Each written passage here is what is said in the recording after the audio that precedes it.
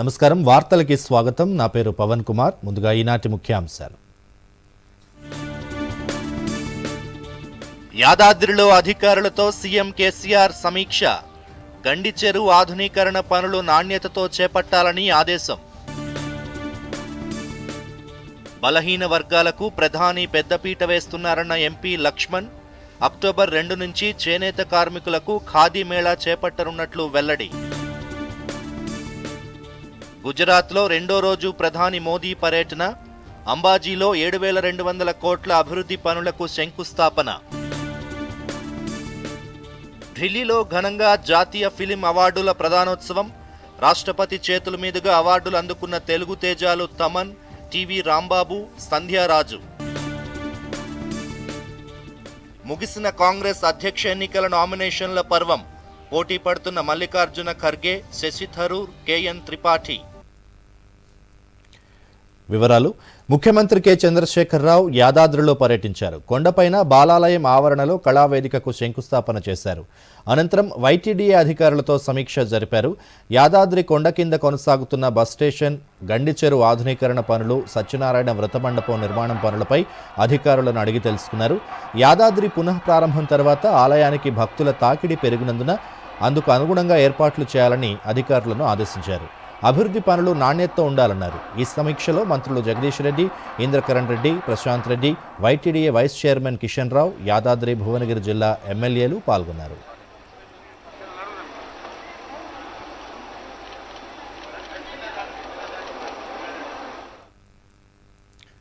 ముఖ్యమంత్రి కె చంద్రశేఖరరావు శనివారం హన్మకొండ జిల్లాలో పర్యటిస్తారు. ములుగు రోడ్లో అధునాతన సదుపాయాలతో నిర్మించిన Pratima relief institute of medical sciences ఆసుపత్రిని ప్రారంభిస్తారు. ముఖ్యమంత్రి జిల్లా పర్యటనని పురస్కరించుకుని ఏర్పాట్లను మంత్రి ఎర్రబెల్లి దయాకర్రావు, ఎమ్మెల్యే చల్లా ధర్మారెడ్డి పరిశీలించారు. గ్రామీణ ప్రాంతాల ప్రజలకు ఈ ఆసుపత్రి ద్వారా మెరుగైన వైద్య సేవలు అందుబాటులోకి వస్తాయని మంత్రి దయాకర్రావు తెలిపారు. సొంత రాష్ట్రం గుజరాత్లో పర్యటిస్తున్న ప్రధానమంత్రి నరేంద్ర మోదీ రెండో రోజు అంబాజీలో 7,200 కోట్ల రూపాయల విలువైన వివిధ ప్రాజెక్టులకు శంకుస్థాపన చేసి జాతికి అంకితం చేశారు. అలాగే ప్రధానమంత్రి ఆవాస్ యోజన కింద నిర్మించిన 45,000 ఇళ్లకు శంకుస్థాపన చేశారు. సీఎం గోవంశ్ పోషణ్ యోజనను ప్రారంభించారు. Taranga hill, Ambaji, Abu road, new broad gauge line అభివృద్ధికి కూడా ప్రధాని శంకుస్థాపన చేశారు. అంతకుముందు అంబాజీ రోడ్ మార్గంలో వచ్చిన ప్రధాని నరేంద్ర మోదీకి రోడ్డుకి ఇరువైపులా పెద్ద సంఖ్యలో ప్రజలు చేరుకుని స్వాగతం పలికారు. साथियों, ऐसी महान संस्कृति से जुड़े होने के बावजूद हमारे देश में ये भी हमने देखा कि घर की संपत्ति पर, घर के आर्थिक फैसलों पे ज्यादातर हक पिता का या बेटे का रहा. આપણને બધાને ખબર છે ઘર હોય તો પુરુષના નામે, ગાડી હોય પુરુષના નામે, દુકાન હોય પુરુષના નામે, ખેતર હોય પુરુષના નામે, મહિલાના નામે કશું જ ના હોય અને પતિ ગુજરી જાય છોકરાના નામે થઈ જાય. આપણે નક્કી કર્યું कि हम प्रधानमंत्री आवास जो देंगे, दीनदयाल आवास जो देंगे, उसमें माता का भी नाम होगा.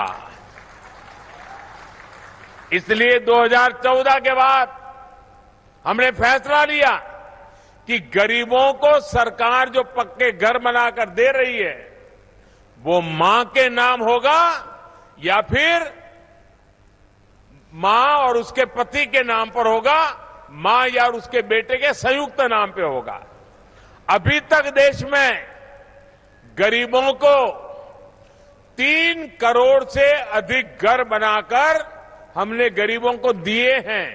ये जो खुशी आप जिन लोगों के चेहरे पर देख रहे थे ना, इस देश के 3 करोड़ लोगों को घर मिला है और ऐसी ही खुशी उनके चेहरे पर आज नजर आ रही है.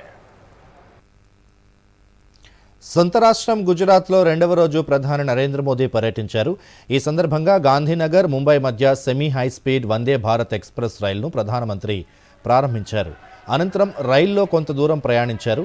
గాంధీనగర్ క్యాపిటల్ రైల్వే స్టేషన్లో ఈ వందే భారత్ ఎక్స్ప్రెస్ రైలును మోదీ జెండా ఊపి లాంఛనంగా ప్రారంభించారు. ఆ తర్వాత రైలు ఎక్కి అందులోని వస్తువుల్ని పరిశీలించారు. जो मिलने आए हैं ये जो लोग हैं किस तरह से प्रधानमंत्री उनसे उनके अनुभव सुन रहे थे कि बच्चे भी मिलने आए, स्कूली बच्चे हैं, प्रधानमंत्री उनको అలాగే అహ్మదాబాద్లోని కాల్పూర్ రైల్వే స్టేషన్ వరకు ప్రయాణించారు మోదీ.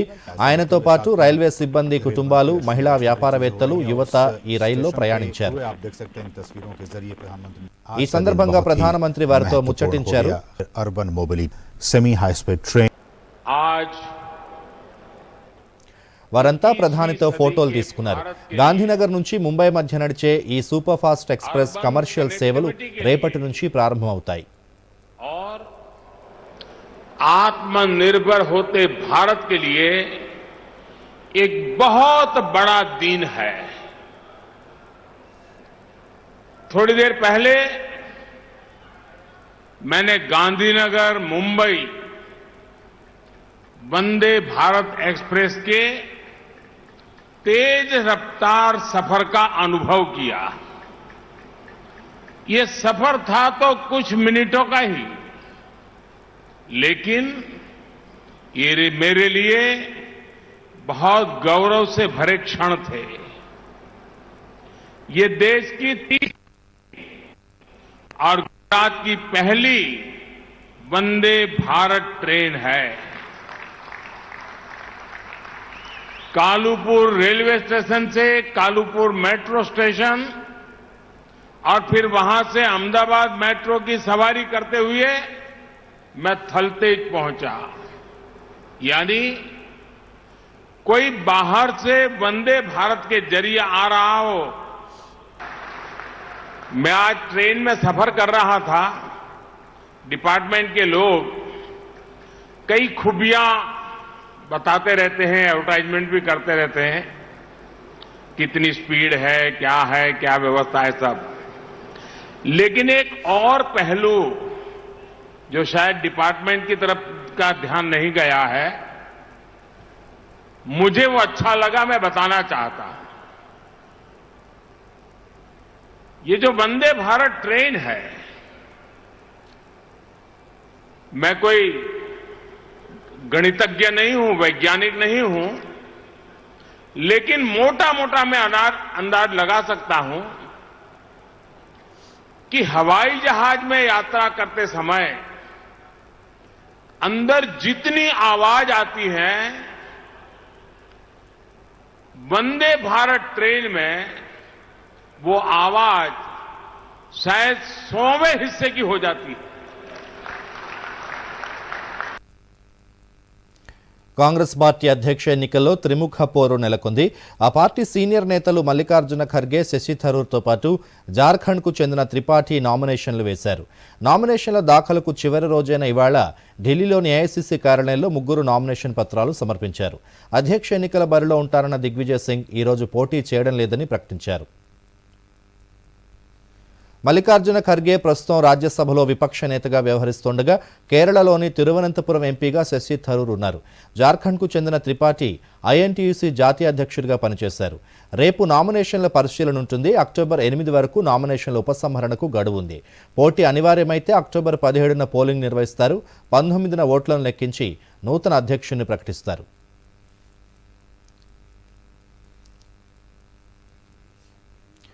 వార్తల్లో ఇప్పుడు ఒక చిన్న విరామం.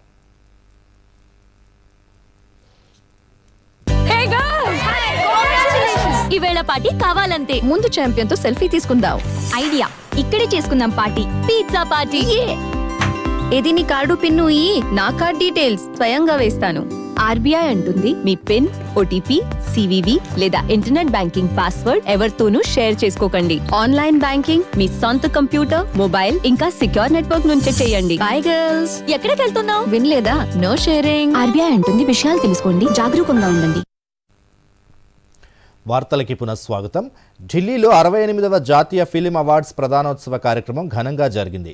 విజ్ఞాన్ భవన్లో జరిగిన ఈ కార్యక్రమంలో రాష్ట్రపతి ద్రౌపది ముర్ము ఈ అవార్డులను ప్రదానం చేశారు. ప్రముఖ నటి ఆశా పరేఖ్కు దాదాసాహెబ్ ఫాల్కే అవార్డుని అందజేశారు. Again, for the best music direction for the foot-tapping songs of the film which reached the nook and corner of the country. इन्हें प्रदान किया जा रहा है स्वर्ण कमल का सम्मान. Tanhaji gets it for the best popular film, providing wholesome entertainment from bringing alive on screen. Dada Saheb Phalke पुरस्कार ग्रहण करने के लिए बहुमुखी प्रतिभा संपन्न दिग्गज अभिनेत्री सुश्री आशा पारेख जी, जिन्होंने दशकों तक अपने अभिनय से हम सभी फिल्म प्रेमियों का दिल जीता है. प्रख्यात फिल्म अभिनेत्री, शास्त्रीय संगीत में पारंगत सुश्री आशा पारेख जी ने महज 10 वर्ष की उम्र में 1952 में बिमल रॉय की फिल्म से दुनिया में कदम रखा और सिनेमा की दुनिया में कदम रखने के बाद वे आधी सदी से अधिक समय तक अपने अभिनय से हम सबका दिल मोहती रही. फिल्मों का निर्माण బెస్ట్ ఫీచర్ ఫిల్మ్ గా సూర్య నటించిన సూరారాయ్ పోట్రు ఎంపికైంది. ఈ సినిమాకు జాతీయ ఉత్తమ నటుడిగా సూర్య, జాతీయ ఉత్తమ నటిగా అపర్ణ బాలమురళి, ఉత్తమ మ్యూజిక్ డైరెక్టర్ గా జీవి ప్రకాష్ కుమార్ అవార్డులు అందుకున్నారు. पुरस्कार के संदर्भ में राष्ट्र और फिल्म दोनों ही महत्वपूर्ण है. फिल्म पुरस्कार के साथ साथ फिल्म समुदाय के आप सभी लोगों की एक बेहतर समाज और राष्ट्र के निर्माण में भी प्रमुख भूमिका है. मुझे बताया गया है कि स्वाधीनता के 75 वर्ष पूरी होने के उपलक्ष्य में पिछले वर्ष नवंबर में हुई international film festival of India में विशेष आयोजन किए गए. अगली पीढ़ी के सिनेमा के प्रतिनिधि के रूप में 75 युवा प्रतिनिधियों को अनेक गतिविधियों से जुड़ने का अवसर देकर జాతీయ అవార్డుల్లో తెలుగు సినిమాలు కూడా సత్తా చాటాయి. తెలుగు ఉత్తమ చిత్రంగా కలర్ ఫోటో ఎంపికైంది. అలాగే ఉత్తమ కొరియోగ్రఫీ, మేకప్ విభాగాల్లో నాట్యం చిత్రానికి గాను సంధ్యారాజు, టీవీ రాంబాబు, ఉత్తమ సంగీత దర్శకుడిగా అలవైకుంఠపురం చిత్రానికి గాను థమన్ రాష్ట్రపతి చేతుల మీదుగా అవార్డులు అందుకున్నారు. भारतीय फिल्म की अब तक की विकास यात्रा का परिचय प्राप्त होता है. साथ ही भारतीय सिनेमा की विश्व स्तरीय प्रतिष्ठा का मार्ग भी प्रशस्त होता है. బయ్యారంలో స్టీల్ ప్లాంట్ పెట్టడం సాధ్యం కాదని టాస్క్ ఫోర్స్ కమిటీ స్పష్టం చేస్తుందని కేంద్ర మంత్రి కిషన్ రెడ్డి తెలిపారు. 200 టన్నుల ఇనుప నిక్షేపాలు ఉంటేనే స్టీల్ ప్లాంట్ పెట్టాలనే నిబంధన ఉందన్నారు. స్టీల్ ప్లాంట్ పెడితే లాభం కంటే నష్టమే ఎక్కువ ఉందని టాస్క్ ఫోర్స్ కమిటీ చాలా స్పష్టంగా పేర్కొందని కిషన్ రెడ్డి చెప్పారు. ప్రజా సమస్యల్ని, పరిపాలనను ముఖ్యమంత్రి కేసీఆర్ గాలికొదిలేసి రాజకీయాలు చేస్తున్నారంటూ ఆగ్రహం వ్యక్తం చేశారు. రాజకీయ పబ్బం గడుపుకోవడం కోసమే కేంద్రంపై, బీజేపీపై టీఆర్ఎస్ నేతలు విమర్శలు చేస్తున్నారని కిషన్ రెడ్డి ఆరోపించారు. పలుమార్లు ఆ యొక్క ఖమ్మం బయ్యారం వెళ్ళడము, అనేక ఎక్స్పర్ట్తో చర్చించడము, మార్కెట్స్ స్టడీ చేయడము, అన్ని రకాలుగా చర్చించిన తర్వాత ఈ ఫ్యాక్టరీ ఏర్పాటు సాధ్యం కాదని కేంద్ర ప్రభుత్వానికి ఆ కమిటీ తెలియజేయడం జరిగింది. ఇదంతా కూడా నరేంద్ర మోడీ గారు ప్రమాణ స్వీకారం చేసిన 6 నెలల లోపలనే పూర్తయింది. స్టీల్ ఇండియా అథారిటీ అధికారుల నేతృత్వంలో, ఉన్నత స్థాయి అధికారుల నేతృత్వంలో కమిటీ నవంబర్లోనే ఫీజిబిలిటీకి సంబంధించినటువంటి స్పష్టమైనటువంటి అభిప్రాయాన్ని అనేక రకాలుగా అనేక మందితో చర్చించిన తర్వాత గతంలో మార్కెట్లో ఉన్నటువంటి అనుభవాలు, ప్రపంచ మార్కెట్లో జరుగుతున్నటువంటి మార్పులు అన్నిటిని దృష్టిలో పెట్టుకుని నివేదికను అందించింది. అందులో చాలా స్పష్టంగా వాళ్ళు పేర్కొన్నారు, బయ్యారం ప్రాంతంలో నాణ్యమైనటువంటి ముడి ఇనుప ఖనిజం లేదని, అంతర్జాతీయ మార్కెట్ ప్రమాణాలకు అనువైనటువంటి దృఢమైనటువంటి ఉక్కును ఈ ఐరన్ ఓర్ ద్వారా తయారు చేయలేమని ఆ యొక్క నివేదికలో స్పష్టంగా ఆ యొక్క స్టీల్ అథారిటీ ఆఫ్ ఇండియాకి సంబంధించినటువంటి కమిటీ పేర్కొనడం జరిగింది. నిపుణుల కమిటీ బీజేపీ సేవా పఖ్వాడాలో భాగంగా ఓబీసీ మోర్చా ఆధ్వర్యంలో ముషీరాబాద్ నియోజకవర్గంలోని జవహర్ నగర్ కమ్యూనిటీ హాల్లో ప్రధానమంత్రి నరేంద్ర మోదీ ఫోటో ఎగ్జిబిషన్ ఏర్పాటు చేశారు. ఈ కార్యక్రమాన్ని రాజ్యసభ సభ్యుడు డాక్టర్ లక్ష్మణ్ ప్రారంభించారు. ఈ సందర్భంగా లక్ష్మణ్ మాట్లాడుతూ బలహీన వర్గాల సంక్షేమానికి ప్రధాని మోదీ పెద్దపీట వేస్తున్నారన్నారు. ప్రధాని దేశవ్యాప్తంగా ఎన్నో సంక్షేమ పథకాలు చేపడుతున్నారని తెలిపారు. ప్రధానమంత్రి గరీబ్ కళ్యాణ్ యోజన పథకాన్ని మరో 3 నెలలు పొడిగించినట్లు తెలిపారు. కేంద్ర కేబినెట్లో బలహీన వర్గాలకు చెందిన 27 మందికి మంత్రులుగా అవకాశం కల్పించిన ఘనత ప్రధానికే దక్కుతుందన్నారు. రాజకీయాలకు అతీతంగా బీజేపీ సేవా కార్యక్రమాలు నిర్వహిస్తోందన్నారు. మోదీ జీవిత చరిత్ర, అభివృద్ధి కార్యక్రమాలు అందరికీ తెలిసేలా పలు కార్యక్రమాలు నిర్వహిస్తున్నట్లు చెప్పారు. అక్టోబర్ 2న ఖాదీ మేళా పేరుతో చేనేత కార్మికుల కోసం ప్రత్యేక కార్యక్రమం నిర్వహించనున్నట్లు లక్ష్మణ్ వెల్లడించారు. దేశవ్యాప్తంగా కోట్లాది మందికి భారతీయ జనతా పార్టీ కార్యకర్తలు సేవలు అందిస్తూ 8 సంవత్సరాల కాలంలో నరేంద్ర మోడీ గారు చేపట్టినటువంటి అభివృద్ధి, పేదల సంక్షేమ పథకాలు, స్వచ్ఛ భారత్ పేరు మీద మరుగుదొడ్లు నిర్మాణం మొదలుకొని ఇటీవల కరోనా కష్టకాలంలో ప్రధానమంత్రి గరీబ్ కళ్యాణ్ యోజన పేరు మీద 80 కోట్ల మందికి ఉచితంగా ప్రతి కుటుంబంలో ప్రతి వ్యక్తికి 5 కిలోల చొప్పున బియ్యాన్ని పంపిణీ చేస్తూ దాదాపు 3,50,000 కోట్ల వ్యయంతో ఇది పేదల కడుపు నింపే కార్యక్రమాన్ని మళ్ళీ నిన్న డిసెంబర్ వరకు ఈ కార్యక్రమాన్ని పొడిగిస్తూ ఉన్నారు. అంటే నరేంద్ర మోడీ గారు చేస్తున్నటువంటి అభివృద్ధి, అవినీతి రహిత పాలన, పేదల సంక్షేమ పథకాలు విస్తృతంగా ప్రజలను భాగస్వాములు చేస్తూ ఆ పథకాల్లో వాళ్ళకు చేరువ చేయడానికి జాతీయ అధ్యక్షులు జేపీ నడ్డా గారి పిలుపు మేరకు ఏ సేవా పక్షమైతే కొనసాగుతుందో చాలా స్పష్టంగా ఇవాళ భారతీయ జనతా పార్టీ రాజకీయాలు మాత్రమే కాదు, ఒక రాజకీయ పార్టీగా. బీజేపీ సేవా పఖ్వాడాలో భాగంగా కరీంనగర్లో కేంద్ర ప్రభుత్వ పథకాల లబ్ధిదారులతో సమ్మేళనం నిర్వహించారు. ఈ కార్యక్రమానికి బీజేపీ నేత రాణి రుద్రమదేవి ముఖ్య అతిథిగా హాజరయ్యారు.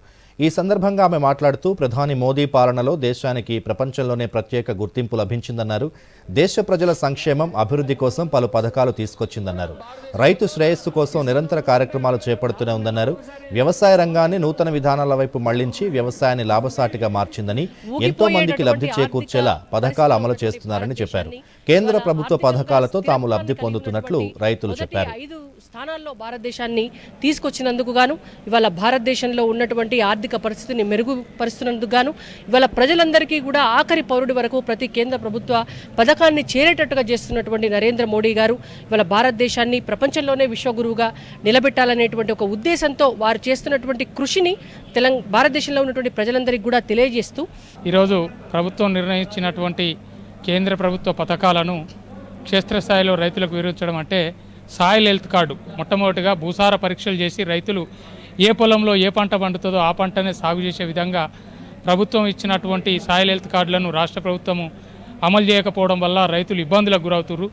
వెంటనే ఆ యొక్క సాయిల్ హెల్త్ కార్డులకు కేంద్ర ప్రభుత్వానికి వాటాను రాష్ట్ర ప్రభుత్వం వాటా చెల్లించి రైతులకు ఆ యొక్క పథకాన్ని అందుబాటులోకి తీసుకురావాల్సిందిగా మేము కోరుకుంటున్నాం.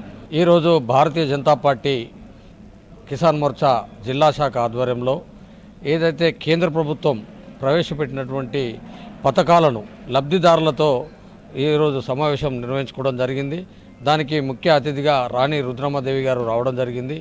ఇక్కడికి వచ్చినటువంటి లబ్ధిదారులకు కూడా, ఇంకా లబ్ధిదారులకు తెలియని వాళ్ళకు కూడా భారతీయ జనతా పార్టీ కార్యకర్తలు, నాయకులందరూ కూడా ఎవరైతే భారత ప్రధాని నరేంద్ర మోడీ గారు ప్రభుత్వం ఏర్పడిన నుండి ఈనాటి వరకు 58 రకాల పేద ప్రజలకు అందుతున్నటువంటి ప్రభుత్వ పథకాలను ప్రజల్లోకి తీసుకెళ్ళి, బూత్ స్థాయిలో తీసుకెళ్ళి వారందరూ కూడా వివరించి భారతీయ జనతా పార్టీ నరేంద్ర మోడీ గారు చేస్తున్నటువంటి ఇవి అభివృద్ధి గురించి తెలియాల్సిన అవసరం ఉందని చెప్పి తెలియజేయడం జరిగింది.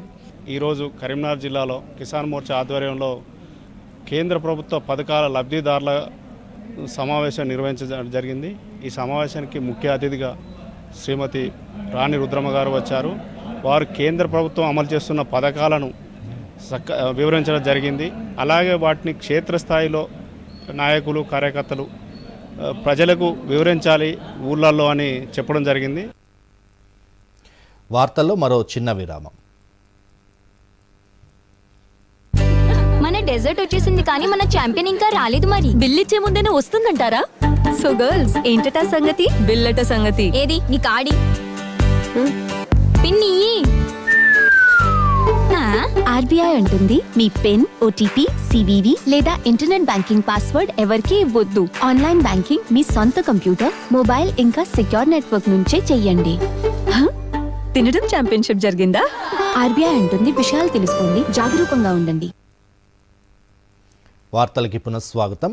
గ్లోబల్ ఇన్నోవేషన్ ఇండెక్స్లో 40వ ర్యాంకుకు చేరుకోవడం ద్వారా భారత్ మరో మైలురాయిని సాధించిందని కేంద్ర వాణిజ్య పరిశ్రమల శాఖ మంత్రి పీయూష్ గోయల్ పేర్కొన్నారు.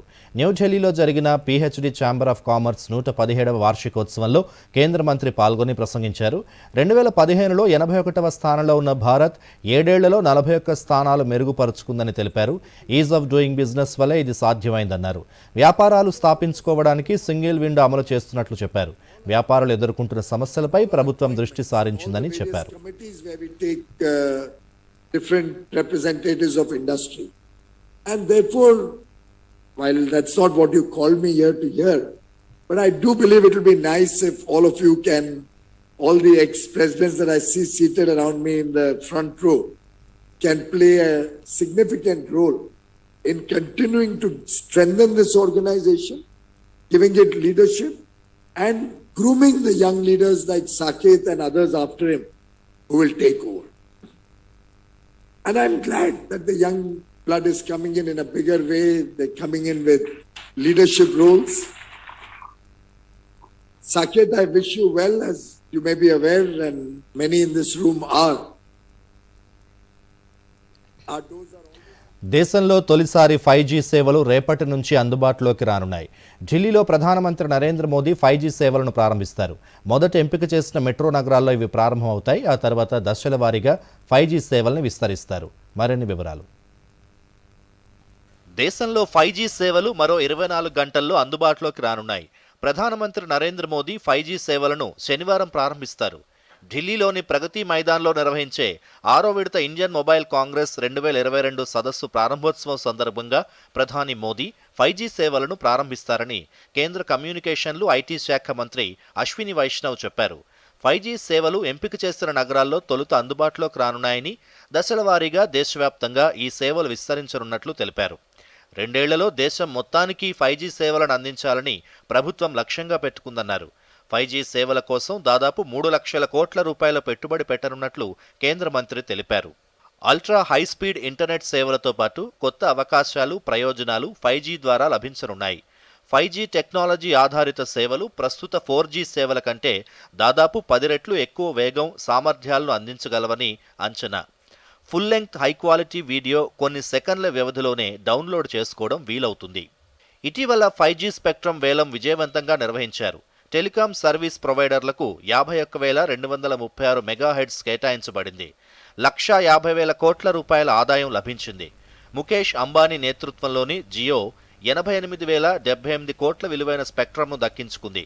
సునీల్ మిత్తల్ నేతృత్వంలోని ఎయిర్టెల్ 43,084 కోట్లు, వోడాఫోన్ ఐడియా 18,799 కోట్ల విలువైన స్పెక్ట్రమ్ను కొనుగోలు చేశాయి.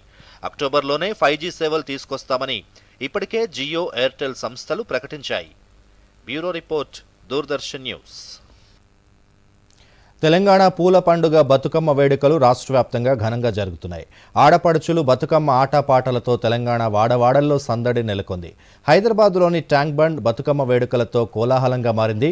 మహిళలతో కలిసి జీహెచ్ఎంసీ మేయర్ గద్వాల విజయలక్ష్మి ఉత్సాహంగా బతుకమ్మ ఆడారు. తోటి మహిళల్ని ఉత్సాహపరిచారు. మహిళలు, పిల్లలు బతుకమ్మ ఆటపాటలతో సందడి చేశారు.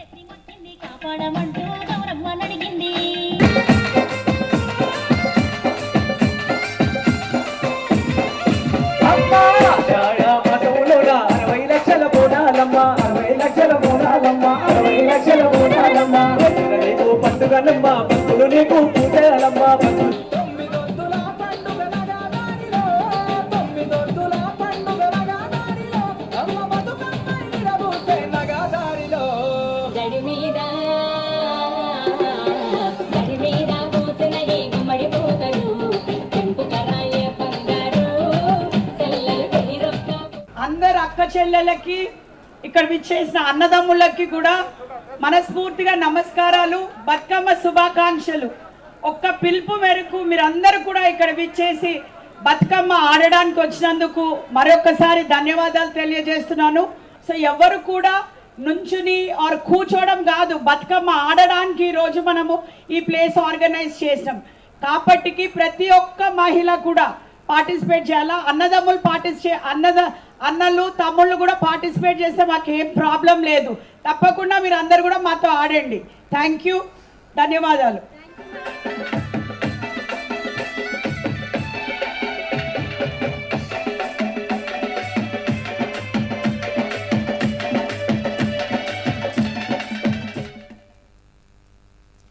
రెండు 2030 నాటికి దేశంలో వ్యవసాయ గ్రాడ్యుయేట్ల డిమాండ్ మరింత పెరగనుందని భారత వ్యవసాయ పరిశోధన మండలి ICAR deputy director general doctor RC Agarwal చెప్పారు. దేశంలోని ప్రైవేటు విశ్వవిద్యాలయాల ద్వారా వ్యవసాయ ఉన్నత విద్యపై హైదరాబాద్లోని national academy of agricultural research management నామ్లో జరిగిన సదస్సుకి ఆర్సీ అగర్వాల్ ముఖ్య అతిథిగా హాజరయ్యారు. ఈ సదస్సుకు దేశంలోని పలు ప్రైవేటు విశ్వవిద్యాలయాల వైస్ ఛాన్సలర్లు, వ్యవసాయ కళాశాలల డీన్లు, ఐసీఏఆర్ విద్యా విభాగానికి చెందిన పలువురు సీనియర్ అధికారులు హాజరయ్యారు. ఈ సందర్భంగా మాట్లాడుతూ ప్రైవేట్ ప్రభుత్వ విశ్వవిద్యాలయాల మధ్య భాగస్వామ్యం ద్వారా వ్యవసాయ గ్రాడ్యుయేట్లకు ఉన్న డిమాండ్ తీర్చగలమన్నారు. వ్యవసాయ విద్యలో డిప్లొమా, వృత్తి విద్యా కోర్సుల సంఖ్యను మరింత పెంచాలని సూచించారు.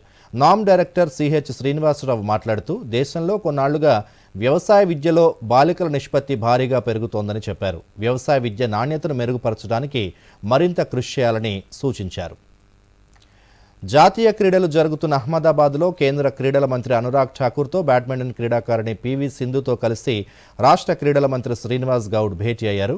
రాష్ట్రంలో క్రీడాభివృద్ధికి తీసుకుంటున్న చర్యలు, ప్రగతిపై ఆయన కేంద్ర మంత్రికి వివరించారు. రాష్ట్రంలో ప్రత్యేక క్రీడా పాలసీ తీసుకొచ్చి ప్రతి గ్రామంలో క్రీడా ప్రాంగణం, ప్రతి నియోజకవర్గంలో స్టేడియం ఏర్పాటు చేయడంతో పాటు ఉద్యోగాల్లో క్రీడాకారులకు 2% రిజర్వేషన్ అందిస్తున్న వివరాలను కేంద్ర మంత్రి దృష్టికి తీసుకెళ్లారు.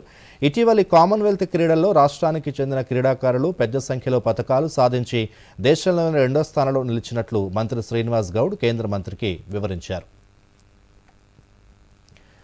భారత త్రివిధ దళాల అధిపతిగా లెఫ్టినెంట్ జనరల్ అనిల్ చౌహాన్ బాధ్యతలు చేపట్టారు. చీఫ్ ఆఫ్ డిఫెన్స్ స్టాఫ్గా బాధ్యతలు చేపట్టిన lieutenant general Anil Chauhan 2021 May నెలలో జీఓసీ ఇన్సీ ఈస్టర్న్ కమాండర్గా రిటైర్ అయ్యారు.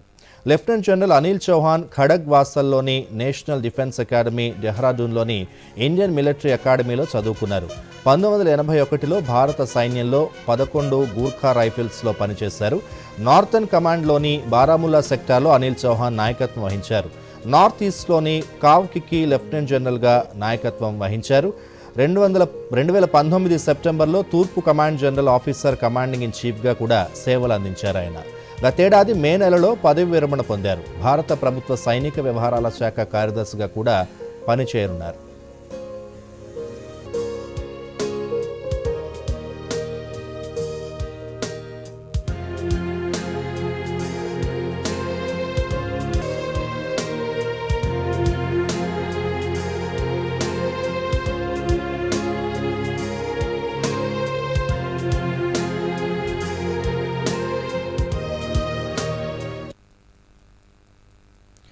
ద్రవ్యోల్బణాన్ని కట్టడి చేసేందుకు రిజర్వ్ బ్యాంక్ ఆఫ్ ఇండియా కీలక వడ్డీ రేట్లను మరోసారి పెంచింది. దీంతో రెపో రేటు 0.50 పెరిగి 5.90% చేరింది. ఈ మేరకు ఈ నెల 28, 29వ తేదీల్లో జరిగిన ద్రవ్య పరపతి విధాన కమిటీ సమావేశంలో తీసుకున్న నిర్ణయాలను ఆర్బీఐ గవర్నర్ శక్తికాంత దాస్ నేడు వెల్లడించారు. ఆర్బీఐ నిర్ణయంతో 4 నెలల వ్యవధిలోనే రెపో రేటు 1.9% పెరిగింది. దీంతో బ్యాంకులు కూడా వడ్డీ రేట్లను పెంచనున్నాయి. ద్రవ్యోల్బణ నియంత్రణ కోసం ఈ చర్యలు చేపడుతున్నట్లు ఆర్బీఐ తెలిపింది. ద్రవ్యోల్బణాన్ని కట్టడి చేసేందుకు రుణ రికవరీపై ప్రభావం పడకుండా వడ్డీ రేట్లను పెంచాల్సిన అవసరం ఉందని పేర్కొంది. ప్రపంచ ఆర్థిక వ్యవస్థలో గందరగోళం ఉన్నప్పటికీ భారత ఆర్థిక వ్యవస్థ పునరుత్తేజం కొనసాగుతోందని ఆర్బీఐ గవర్నర్ తెలిపారు. Immediate effect. Consequently, the standing deposit facility, that is SDF rate, stands adjusted to 5.65% and the marginal standing facility, that is MSF, and bank rate to 6.15%. The MPC also decided by a majority of 5 out of 6 members to remain focused on withdrawal of accommodation to ensure that inflation remains within the target going forward while supporting growth. వాతావరణ వివరాలు. రాష్ట్రంలో రాగల 2 రోజుల్లో భారీ వర్షాలు కురిసే అవకాశం ఉందని హైదరాబాద్ వాతావరణ కేంద్రం తెలిపింది. ఖమ్మం, నల్గొండ, సూర్యాపేట, మహబూబ్ నగర్, నాగర్ కర్నూల్, వనపర్తి తదితర జిల్లాల్లో మరో 2 రోజుల పాటు అక్కడక్కడ భారీ వర్షాలు పడే అవకాశం ఉందని పేర్కొంది. పలు జిల్లాల్లో ఉరుములు మెరుపులతో వానలు పడే అవకాశం ఉందంటూ ఎల్లో అలర్ట్ జారీ చేసింది. ఆదివారం పలు జిల్లాల్లో తేలికపాటి నుంచి ఒక మోస్తరు వర్షాలు కురుస్తాయని, మరికొన్ని జిల్లాల్లో అక్కడక్కడ ఉరుములు మెరుపులతో వర్షాలు పడతాయని వాతావరణ కేంద్రం హెచ్చరించింది. కాగా రంగారెడ్డి, మహబూబ్ నగర్, వనపర్తి, నాగర్ కర్నూల్, నల్గొండ, మహబూబాబాద్, సూర్యాపేట తదితర జిల్లాల్లో తేలికపాటి నుంచి భారీ వర్షం కురుస్తుంది. అత్యధికంగా నల్గొండ జిల్లా గుండ్లపల్లెలో 6.7 సెంటీమీటర్ల వర్షపాతం నమోదైంది. ప్రజాభిప్రాయ సేకరణతో యుక్రెయిన్లోని 4 ప్రాంతాలను తాము విలీనం చేసుకుంటున్నట్లు రష్యా అధికారికంగా ప్రకటించింది. జపోరిజియా, ఖెర్సన్, లుహాన్స్క్, డొనెట్స్క్ ప్రాంతాలు తమవేనని రష్యా అధ్యక్షుడు వ్లాదిమిర్ పుతిన్ ప్రకటించారు. రష్యాలో 4 కొత్త ప్రాంతాలు చేరాయని వెల్లడించారు. ఈ 4 ప్రాంతాలతో కలిపి రష్యా భూభాగాన్ని విస్తరిస్తున్నట్లు పుతిన్ ప్రకటన చేశారు. ఈ ప్రాంతాలపై దాడి చేస్తే అది రష్యాపై జరిగిన దాడిగానే పరిగణిస్తామని హెచ్చరించారు. రెఫరెండంపై ఉక్రెయిన్ సహా పలు దేశాల్లో అభ్యంతరాలు వ్యక్తం చేస్తున్నప్పటికీ విలీన ఏర్పాట్లు వేగంగా పూర్తి చేస్తుంది రష్యా. మరోవైపు జాతీయ భద్రత, రక్షణ మండలి అత్యవసర సమావేశాన్ని నిర్వహించాలని ఉక్రెయిన్ అధ్యక్షుడు జెలెన్స్కీ నిర్ణయించారు. రష్యా వ్యూహాలపై దీనిలో చర్చించనున్నారు. రష్యాపై మరిన్ని ఆంక్షలు విధించాలని అమెరికా సెనేట్ విదేశీ వ్యవహారాల కమిటీకి ఆ దేశ ఆర్థిక, విదేశాంగ శాఖల అధికారులు సూచించారు.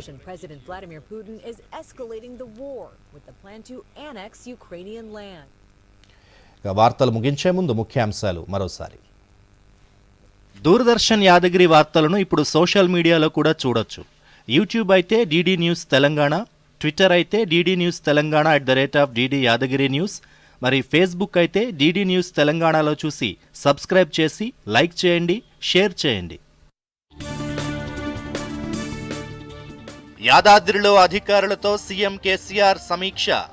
గండి చెరువు ఆధునీకరణ పనులు నాణ్యతతో చేపట్టాలని ఆదేశం. బలహీన వర్గాలకు ప్రధాని పెద్దపీట వేస్తున్నారన్న ఎంపీ లక్ష్మణ్.